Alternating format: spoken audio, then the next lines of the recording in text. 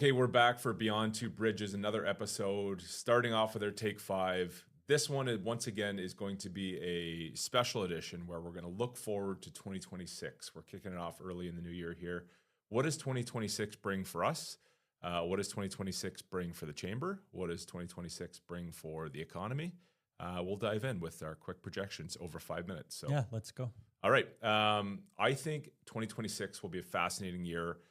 From an economic side, the CUSMA review is taking place this summer. So I'm going to loop in CUSMA review with federal government and federal politics. So do I think that CUSMA would be completely blown up and restarted? As we're filming this right now, it seems like Donald Trump is looking to try to start it over, like complete a new economic trade policy. And with that, blowing up CUSMA. Would I love to see this being a review? Yes. Do I think it's going to be an overhaul? Really, potentially. So everything that I've been reading, everybody I've talked to says that it's going to be very, very tenuous to determine to see what 2026 brings for the CUSMA review. I think along those lines too, while we're talking federal government, I think it'll be really, really interesting to see what happens with the Carney government. Right now, as it stands, they're still a minority. I can see a confidence vote happening in 2026. I don't know if the Conservatives are ready or willing to start an election. I don't think any of the parties are prepared, but my guess, I think we see an overhaul of CUSMA. I don't think that we're going to see an election. I think 2027 will be the election. That's my quick 2 cents on that. Matthew? All right. So I'm going to go into some really exciting projections about our groundbreakings locally here. And 2 come to mind. I'm going to start it off with the Gordie Howe International Bridge. This has been something that obviously has been going on for a long time. The Chamber as a whole, we've found ways to partner with WDBA, the Windsor-Detroit Bridge Authority. We did a tour with them back in the summer of 2025. When do you think it'll open? I'm hoping. No, give me a date. All right. Boy, oh boy. Give me a date. I'm going to say on record, February 6th. I'm going to say April 27th. All right. And there's money on the table for that. That's fine. All right. Sounds good. Christmas bonus. That's right. Perfect. For the bridge itself, there's going to be a huge uptake on this international bridge. And I think that with the support from our friends in Detroit, we'll make sure that the Chamber is on the ground floor when that actually happens and it kicks off. So that's number 1. Number 2 is the Fancy Family Hospital. Groundbreaking needs to be... I'm interrupting again. What's going to happen first? Bridge open? Oh, boy. Or groundbreaking of the hospital? I'm going to say the groundbreaking of the hospital. Nice. Okay, I'll take that. All right. That's my hope. That's my prediction. But both of these things in our region are really big, monumental opportunities for us to show that Windsor-Essex is moving the ground, for lack of better words, to make our space feel that much bigger than it has ever been before. All right, number 4. It's not a projection. It's actually going to happen. Well, what about number 3? Let me get into municipal elections first. Oh, sorry. Bad reader. That's all good. So municipal elections, October 2026, is going to happen here. Every single opportunity where we can create a little bit of waves within our municipal government is important for us in a democratic process. So I'm sure that there will be opportunities to get the Chamber involved in that process. We have done in the past some debates. Are we going to do a debate this year? That is to be determined. I mean, I don't know what we think needs to happen, but there is always an opportunity for discourse between candidates, and I think that the Chamber will make sure that the information is provided to the community in some capacity. But the mayor election, the councillor elections, out in the county, warden, all of the things are going to be big this year, and it'll be interesting to kind of see it all play out. Yeah, municipal government affects everybody's life even more than the provincial or federal level. It's one of those things that you need to be attentive to. Get out there and vote. Make sure that you vote when you have the opportunity. Number 4, 2026. Municipal elections, we just covered. Let's get into economic uncertainty. Okay, I can see 2026 again being a year of economic uncertainty. As I mentioned before, we've got the CUSMA review. Until that's kind of buttoned up, there's going to be that economic uncertainty out there, especially here in Windsor-Essex. We've seen great progress being made on the unemployment rate as we're filming this right now. We're at 8.1%, but it's been a little bit of an ebb and flow. We had a tough summer. Here we are in late Q4, early Q1 2026. Unemployment rate's not doing too bad. I think it's going to be a little bit up and down, and it's going to be very much largely hinged on what happens with CUSMA. I think the unemployment rate around the country is going to basically plateau. I think Windsor-Essex will be okay. I'd love to see us keeping that, high 7 to low 8 percentage. Inflation may hit. I think we'll see it more out of the States. People recognize now that every time that there is tariffs cost more money to the U.S. And I think it'll be really interesting to see how the U.S. economy handles all of that. Finally, the housing market. There's a whole bunch of 5-year mortgage renewals coming up this year. So I'd be really interested to see how the cost of housing is influenced. I think it's going to go down a little bit. I think that the market will get a little bit more warm, a little hotter. But I do think there'll be more stock in the market because as these 5-year fixed mortgages come up, I think we're going to see, and it's blinking at me because I'm late. Look, I'm late. All right. Anyways, Matthew, back to you. All right. I know that we've, run out of the 5 minutes that we have allotted to this, but I think the most important thing that us as a chamber, what we're looking forward to in 2026 is on March 27th, 2026. It is our 150th birthday, and we're going to celebrate in a big way at the Water's Edge Event Center. We are going to make sure that it's a community party. We want you there. Please visit our website, wechamber150.ca. Get all of the information. Come to the party. Celebrate with us because what we've done now will help us for the next 150 years. 2026, it will be one heck of a year. 2025 was one hell of a year. Really looking forward to 2026. Should be great. Can't wait to celebrate a birthday. Can't wait to see what happens in the economy. Know that the Chamber of Commerce is going to be here to support you as businesses, support this region, support this economy. And let's get into our next guest. Hello, friends. Welcome back to Beyond Two Bridges. In this segment, we have the privilege of speaking with community leader Hilda MacDonald. Hilda is the Warden of Essex County and a trailblazer in municipal leadership. Her journey began as a small business owner in Leamington, where she quickly became a driving force in local economic development through the Business Improvement Association and Chamber of Commerce. Elected to council in 2006 and later acclaimed as the deputy mayor, Hilda made history in 2018 as Leamington's second female mayor, and again in 2022, where she was also the first female warden in the 170-year history of Essex County. Throughout her career, she has championed regional collaboration, infrastructure investment, and community well-being, serving on provincial boards like AMO, chairing the Ontario of Small Urban Municipalities, and today, Hilda continues to lead with vision and purpose, working to strengthen Windsor-Essex as a vibrant, inclusive, and prosperous region. Warden? Should we call you Warden? Please call me Hilda. Hilda it is. Yes. Okay.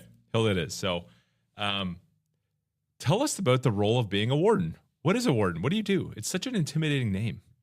We won't use it anymore. People think it has something to do with prisons. You're running jails. Yes. No, so I'm basically the chair of the regional mayors and deputy mayors. They elected me to be the chair of that group. So I am the first female, though. I was going to ask you, how do you feel about that? It's pretty cool. It's incredible. Yeah, it is. It's pretty cool. Is it more incredible that you were the first warden or that it's taken 150, 200 years for that to happen? I'm surprised it's taken that long. I thought we were all smarter than that. No offense. No, it does. It because I think of the females in leadership that went before me. I'm surprised that didn't happen before. But I'm very honored to be that, and I like the fact that I'm able to be an example, particularly for younger women. I talk in the schools quite frequently, and I tell them that, and the fact that my parents came here as immigrants. Really? From where? From Austria in 1951. And after I was elected mayor,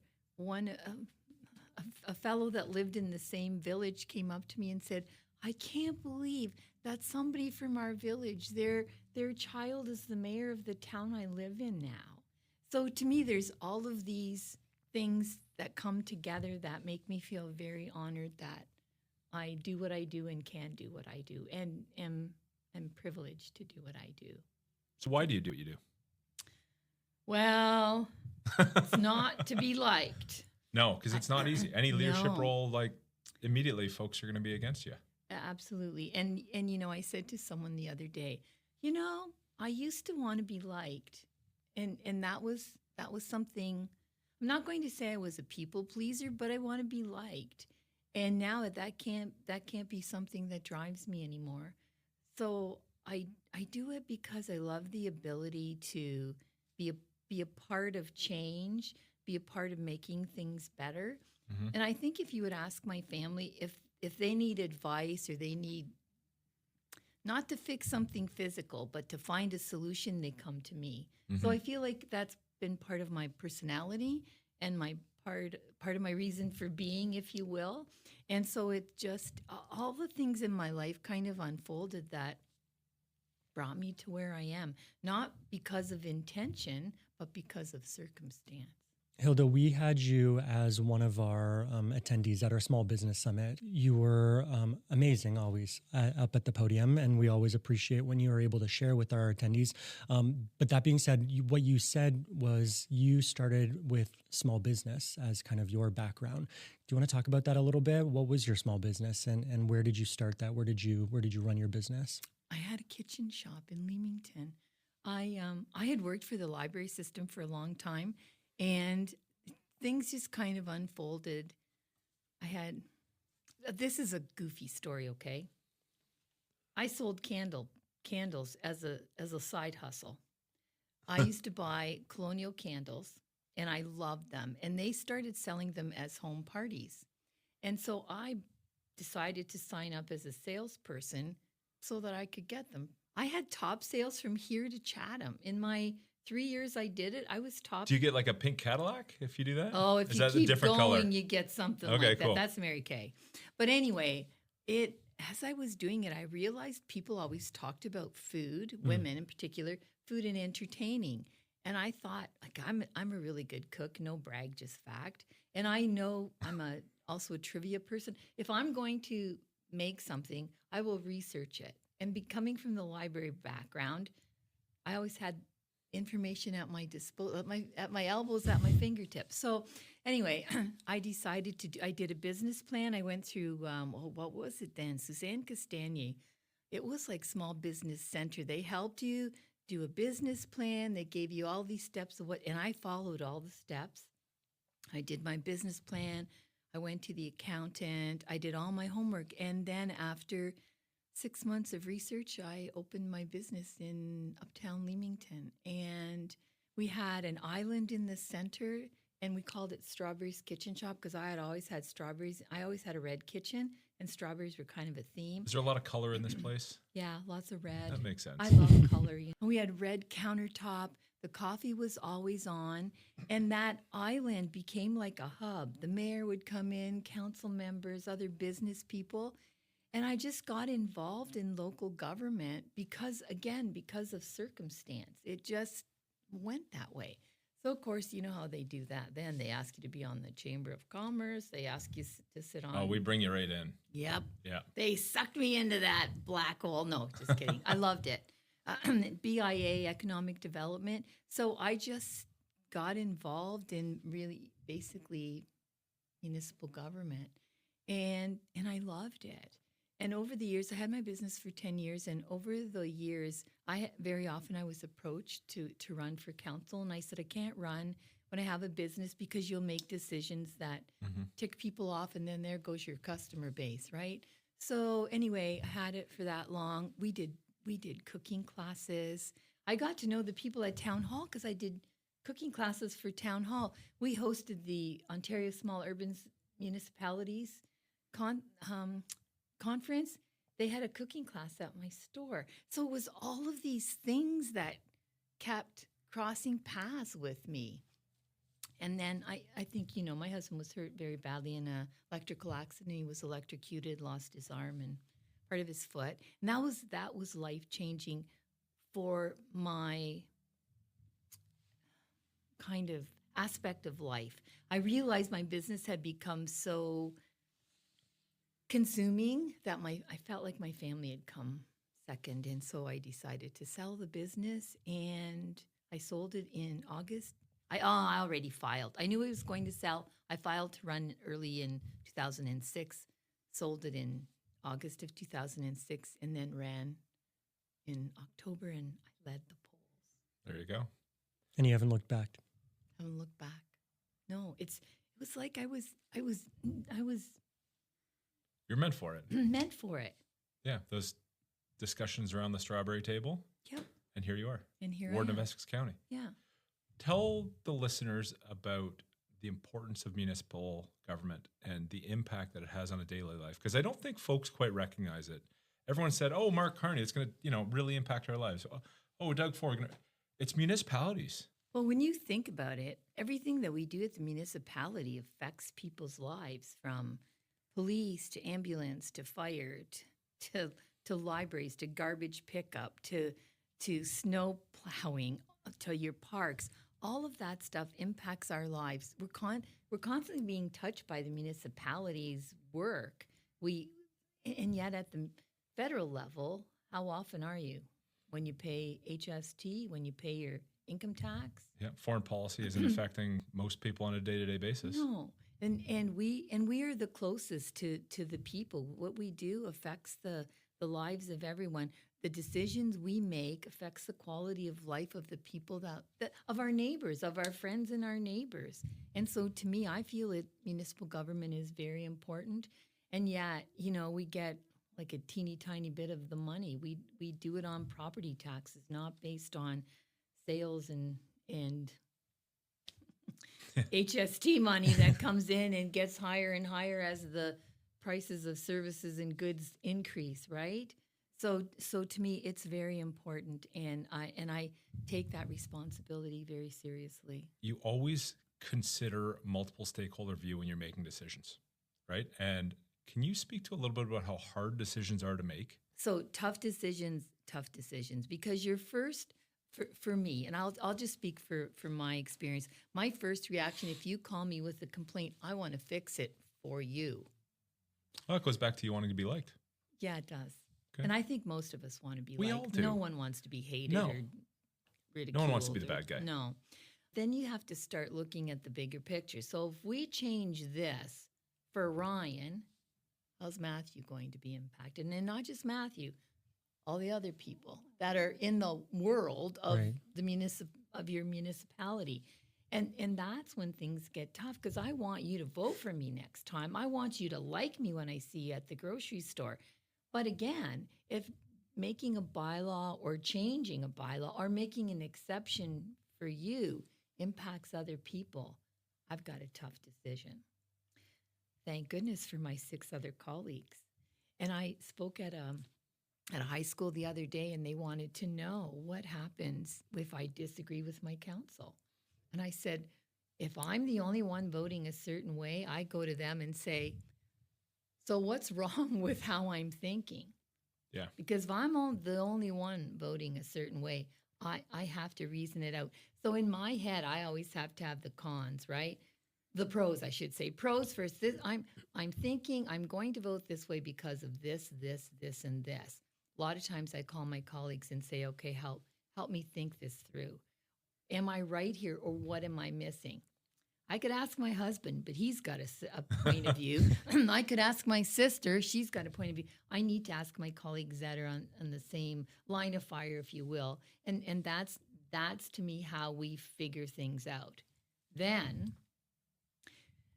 when our CAO, Peter Neufeld, first came to the municipality, he said to us at a strategic planning session, Council, your decisions that you make today are not just going to be about the next 4 years or the next term. They're going to be about the next 5 years, the next 10 years, and the next 20 years. And I will tell you, that was my moment of revelation. And from that point on, we collectively as a council started making decisions for the future, not just the present. But I will tell you that up until that point, I believe, I know, we made decisions based on every 4 years. And I still see municipalities that do that. It's not easy, because those tough decisions that you're making for the future do impact the people now, and the now, they don't always like it. They're either inconvenienced by infrastructure, by road reconstruction, by all those things. Taxes. By taxes. Oh my gosh, yes. And so, but we have to do it that way, because if we do something now that will prevent growth or prevent an expansion or prevent us from becoming even a better municipality now, that's counterproductive to why we're here. So to me, I believe our decisions need to be, we need to look at the now, the near future, and then the distant future as well. I think it's incumbent on all of us as municipal politicians and onto administration as well to think that way, because we don't live in 4-year terms. Our residents don't live in 4-year terms. We are making decisions now for people that aren't even born yet. And I find that I feel the weight of that responsibility, but I also feel honored by that responsibility. How cool is that? That the decisions, when we make thoughtful decisions about the future, we're making sure that our children's grandchildren will have a good future in a municipality that we have been a part of building. So with the weight of that on your shoulders, because that can be seen as pretty heavy, how do you prioritize what needs to be looked at right now? What are the top priorities for Windsor-Essex as a region? Growth, accommodating the growth that's coming. And we can't, I don't feel like, now that we know it's coming and we're on the cusp of it, we can't just react after the fact. We have to be slightly ahead of the game. I believe it's much easier if you can be anticipating. I don't know about you, but I don't like being surprised. We're going to segue into a quick break from our sponsors. And then when we come back, we're going to try something. We're going to surprise you. Okay. And then we're going to get into Hilda's Chamber of Secrets. Ooh. And then we'll wrap it up and talk a little bit about vision. So okay, let's cut over to our sponsors. Exciting offers all year round with Plantscape Windsor, an affinity partner of the Windsor-Essex Chamber of Commerce. Liana and her team are here to help you transform your space and elevate your workplace. Right now, Chamber members can take advantage of 3 incredible offers. First, enjoy 10% off year-round maintenance services, including commercial, industrial, and institutional snow removal and grass care, with a minimum 1-year contract. Second, bring life and color to your office with a customized tropical plant service featuring a free 3-month trial valued at up to $250 per month. And third, boost morale and well-being with horticultural therapy. This is a unique, hands-on experience designed to reduce stress and inspire creativity. With 1 free trial for up to 15 participants, don't just maintain your space, transform it. From lush greenery to stress-relieving horticultural therapy, Liana and her team at Plantscape Windsor bring life, beauty, and well-being to your workplace. These exclusive chamber member benefits won't last forever. Visit plantscape.ca today and start creating a space where people thrive. All right, welcome back to B2B. We're here with Hilda. Ryan and I have a great segment for you, something that we do with all of our guests, and it's about tasting things locally around the region. So today we have a special delicacy from Richmond Company Popcorn. Oh, yes. So we have 3 different varieties of popcorn. The one closest to you in the back is Parmesan and garlic. The orange one is, of course, a traditional cheddar. And then we have a salted caramel, if you're into that, for the sweetness factor. So please, as our guests, have your first taste.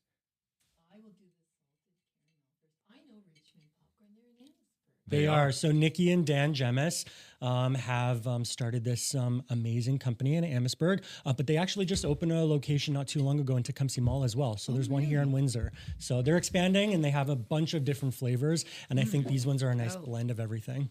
I love this. Excellent. Yes. So you're being a true lady and I'm not being a gentleman because you grabbed a couple pieces. I was for sure going for the whole glass. So here it's one of those things like popcorn. You always start like kind of small and you have like 1 piece. And then by the end of it, you're like shoveling it into your mouth. I was going to share.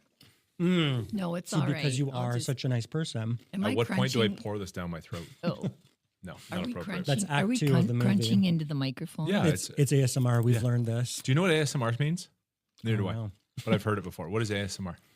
So I am not a connoisseur of ASMR, but it is a matter of getting the reaction of the sounds that you're doing on the microphone for the listener's benefit. They like that like tingling sensation, or maybe it helps them go to sleep. So ASMR, like we can like tap and it's ASMR. And I hate the sound of people chewing. Me too. That's my biggest pet peeve. Oh, I hate that noise. my son does too. I can't serve corn on the cob when he comes for dinner. I have to cut it off the cob because he can't stand that sound. There's moments where I get annoyed at myself for chewing too loud. Oh. Yeah. It's So I didn't know this was a thing. full-on and now I sensory am thing. going to be very, very cautious around you because we spend way too many lunches and dinners yeah, together. So. I hate the sound of chewing. I do too. And it's like, my husband won't be listening to this, so I can say, last night he got out a tin of mixed nuts. I sat there listening to, watching the movie with one ear plugged up because I Oh, can't yes. stand the sound. What did you watch? What movie? I hate to tell you, Come on. it was actually The Office. Oh, the TV show. Yeah, The Office is amazing. I love it. But some of the humor is inappropriate. Like the British one?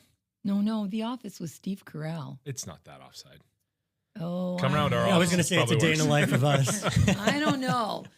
I think we've become much more sensitive to some of the remarks that, say, 10, 15 years ago we used to say Yeah. that now we don't say. Well, there's a degree that it should be. I mean, some of the things that were said are not appropriate, Yeah. but also it's humor. Let's laugh a little. Let's It- enjoy it. Let's oh, take yeah. it for what it is. But I feel guilty laughing. I felt guilty laughing at some of it last night. We'd look at each other and go, oh my gosh. Where you were probably only picking up half the jokes because your ear was 'Cause my ear blocked in was the one plugged. side. I hope he doesn't hear this. I don't want him to know. This is the soundbite that we're pulling for the internet. Okay, so this is a segment. It's called Hilda MacDonald and the Chamber of Secrets. Okay. You can keep chewing popcorn. It's just going to be a little bit more difficult to get it out. So this is when we ask you about what makes you you. What's the secret sauce? What's been your success? So I've known you for a number of years now, but why don't you tell us what's the secret sauce? What's Hilda's secret? I think two things. One, and I know I'm known for being brutally honest, but my mother was brutally honest, and I hated that quality about my mom. May she rest in peace. But now that I'm older, I find, like, don't waste my time with smoke and mirrors or smoke and whatever they are that they blow around. I want to know how you feel. Don't worry about my feelings. Tell me the truth, because honestly, I don't want to waste my time trying to guess. So that's why I feel like, I know I sometimes am brutally honest, but I remember my first term of council. This gentleman said to me, you know what I like about you? He said, you tell it like it is and you say things that everybody else is afraid to say.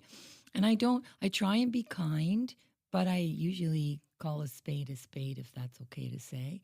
I do believe, though, that I maybe can get away with it because I'm not hurtful, and people have come to expect it from me. I think it's coming from a good place. Sorry to interrupt you. Yeah. Like there's not a single time I've ever come across you that it's mean-spirited. It's No. it's honest. Yeah, And it's sometimes people honest. need to hear honesty. Well, I feel like we need to be that way, but I can't say in public, believe me, because then when a politician says believe me, nobody does. But to me, I do believe that's been my, I believe I'm known for that. And then, and you know, my other, if you want to call it secret sauce, has been about building relationships. And I can't even tell you really why it came to me, but my first term as mayor, I said to my CAO, I want this term to be about building relationships, rebuilding some that had been broken, but building new ones, because I felt there were opportunities that we as a municipality hadn't looked at to build relationships. That was 2019. We met with all of our partners. We met with Mayor Dilkins. We met with TWEPI, Invest Windsor-Essex, just to say, we're here. You know, this, I'm Hilda, this is Peter, you call us. And we did a whole year of that. And I will tell you that in 2020, that paid off for me. That was, I could call people, they called me back. I called, they pick up. And I believe it was because of those relationships that we built. And even the relationship of the municipality with Premier Ford, when he opened up everybody but Leamington and Kingsville, I went on Twitter, then it was Twitter. I said, well, first I called Mayor Dilkins. I said, I need the Premier's number, which he directed me to it. I left a message. Nobody called me back. So I went on Twitter and said, hey, Ford Nation, apparently you don't return your calls. Well, I'll tell you that afternoon.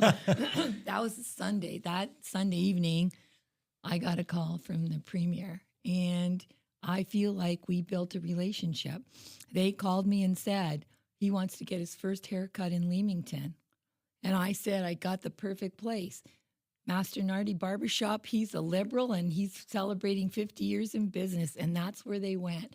So again, building relationships and honest. I had a conversation with MPP Andrew Dowie, and I said, like, I'm not about spitting in the eye of the province. I will have the tough conversations with you in private, and I'll tell you like it is, but I'll never do it. I'll never embarrass anybody or belittle them in public. But if I disagree, I'll let you know. And that has worked. It has worked for me. I Luckily, believe. luckily Ryan and I haven't had those conversations with you behind closed doors. That's because you haven't ticked me off. No, Ryan.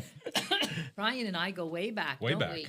Yeah. One of those relationship building, fact-finding mission in the Netherlands. Yeah. I had First time we spent some time together. I had a group of people laugh at me when I told them I went on a fact-finding mission to Amsterdam. But we did.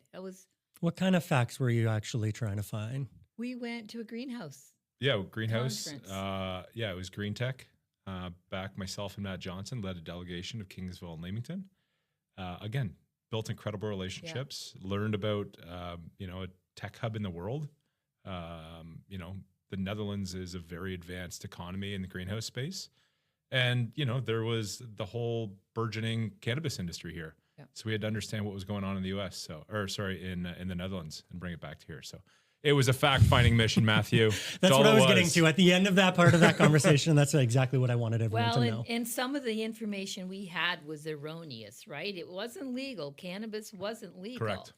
We went to that one place where they basically took us through a front door that looked like a little storeroom, and in the back was where the business was happening. Yeah. But it was a company. It wasn't like we weren't Cloak and Dagger or Right. anything. But people assumed everything was legal. It's not really legal. Yeah, that they was looked the other way. Interesting place. Anyways, segue Sorry. to something, Matthew. No, it's all good. Segue. So we like to talk about brandability as well, like you as a person, as an elected official, but more so as a human being. What is your brand? How do you see that brand out in the world? My brand? Yeah. I have a brand. Everyone has a brand. Come you have on, to Hilda. market yourself somehow. Maybe it's break clothes. Oh, well, yeah, I like Good great energy. clothes. Dresser. Well, that's just because I like patterns and things. Yeah. And you know what? In my hair, too, I think I'm known for my hair. You're a look. You got a thing going. You always do. You're always extremely well dressed and well prepared. Well, thanks. But I could tell you, can I tell you a funny story? That's why love we're that. here. So I don't always realize, because I don't feel like that. I just feel like regular. So one day I was in the Bay when the Bay was open, and I was shopping for unmentionables. I am standing in the store with panties, a handful of panties in one hand and a handful of bras in the other. And these two ladies came up to me and they said, "Are you Hilda?" I'm like, "Yes, I am." But again, it's like you don't really even realize that people, and this is the media, Yeah. right? Media makes us well known. We think we're not. We think we're just known in our little community or in our group of interactees. We're not. Because of social media and because of media, we're known much further than, say, politicians of the 1950s that didn't even have maybe much local TV, right? So how do you protect that? How do you curate that? Or do you curate that? Do you just let it happen? Be yourself and let it go? Yeah, pretty much. But I stay off social media. Yeah, no more at Ford Nation on Twitter. No. Yeah. No, but I am on LinkedIn. I could do it on LinkedIn, but There it you hasn't go. been necessary. Hasn't been necessary. No, I'm just me. I just feel like what you see is what you get. That's kind of how it is. I've always liked bright colors. And as for the hair, that was just easy. It was just easy. I I got decided. similar hairstyle as you. Yeah, I know. You're way sharper though. No, but you guys figured out a long time ago that long stuff. Like, why? I've wasted a lot of years on that stuff. This is just easy. Every day's a good hair day. My husband cuts my hair, eh? My wife cuts my hair. Oh, good. Yeah. Hey, that's There we something go. else in common. Maybe your husband could cut my hair and vice versa. I don't know. where I was gonna cut go with his that. hair during COVID. That's how it started for me too. Once. He only let me do it once because I took off the guard. It was a little too close. And I went, oops, and he was not happy, and that was the only time he let me cut his hair. But he cuts, and he only has one arm, right? So that's pretty good. I call him my one-arm barber, with all due respect and love, and he knows it. He gets it. Yeah. I was going to the barber shop, but I always had to battle for a seat. And the one time, it was just like an old guy got there after me and cut in front of me. Did they not know you're the warden? Well, no, I You tried. run the prison system. Yeah, there you go.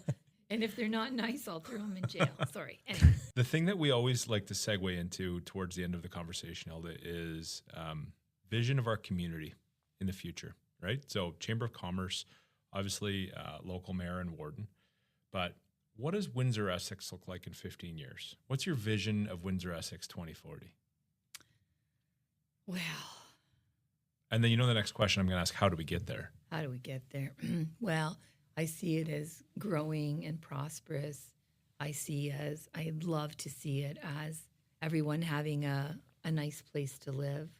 I like us being able to provide services to all of this different socioeconomic demographic. I like us to be successful in business. I like us to be an opportunity for young people to not only grow up, but to stay, to live, work, and play. That's my thing, to make Leamington and the surrounding. I'm saying Leamington because that's my town, but I would like our young people to stay, and that we could have a future with all ages, not just because I want to go back to something years ago when I first got on Leamington Council. We built ourselves for a while as a retirement community, and then we realized that's not a good thing. We want to be a place where everyone wants to stay because they have opportunities to have a good quality of life. And how do we get there? We have to think as a region. We can't think in individual pockets, and that's not an easy thing. I think we will get there, but we have to think as a group.